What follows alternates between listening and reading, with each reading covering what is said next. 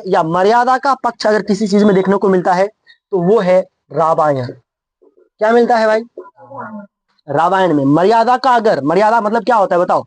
मर्यादा मतलब क्या होता है? मर्यादा मतलब तेरा कर्तव्य, तुम्हारा काम, तुम्हारा धर्म, तुम्हारा कर्म तुझे करना होगा, तुम करोगे, तुमको ही करना होगा।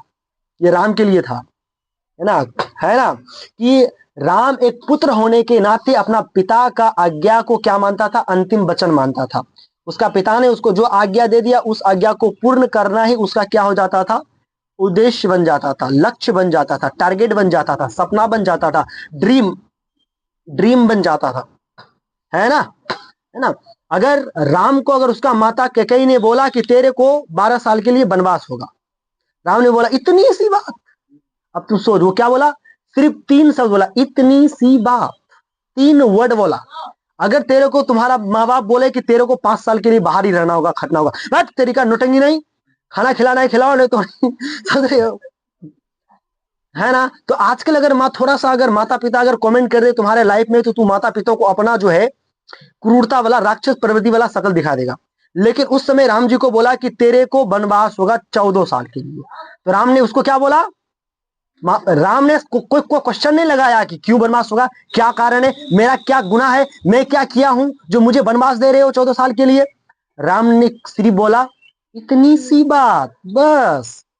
है ना? वो कैकेयी हैरान हो गए, भाई इतनी सी बात, इसके लिए इतनी सी बात, है ना? क्यों? क्योंकि वो मर्यादा पुरुषोत्तम राम है, इसलिए उसके लिए वो इतनी सी बात है। तो तेरे को भी मर्यादा पुरुषोत्तम राम तो नहीं बन पाओगे भाई, तू रावण ही रहो तो ठीक है, रावण ही बन के रहो।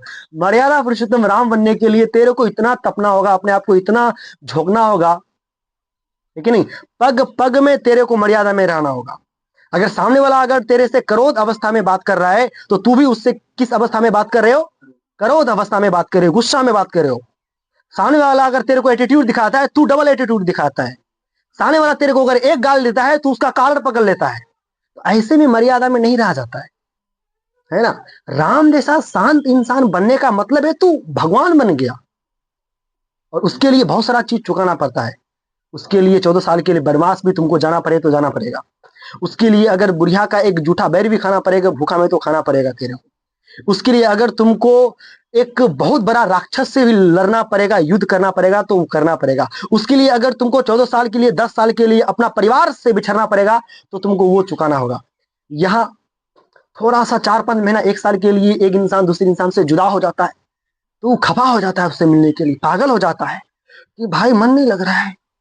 और वो 14 साल अपना पूरे परिवार से, अच्छा परिवार से तो परिवार से 10 साल अपना अपना अर्धांगिनी सीता से वंचित रहा, है कि नहीं? तो ऐसा मतलब बनना, ऐसा मर्यादा पुरुषोत्तम राम बनना मतलब अपने आप में डायमंड बनना, है ना? हीरा बनना, ठीक है? तो हम लोगों को रामायण से सबसे अच्छा चीज क्या सीखने को मिलता है? मर्यादा।